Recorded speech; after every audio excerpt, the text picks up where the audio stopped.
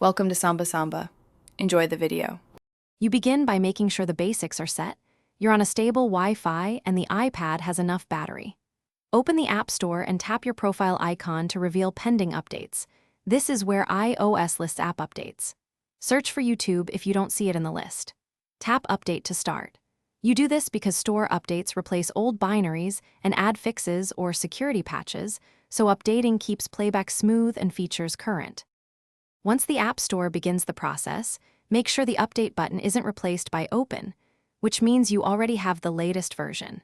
If you want fewer manual steps in the future, enable automatic updates in Settings App Store App Updates.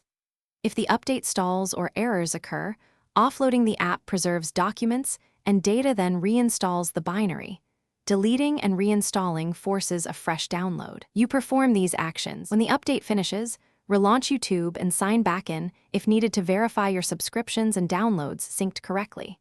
Check the app version in the YouTube app settings or iPad settings to confirm the new build installed.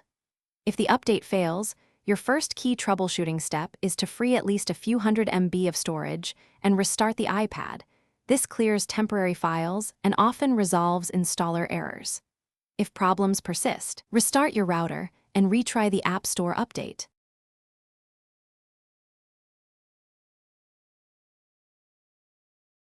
Thanks for watching. Consider subscribing if we helped you.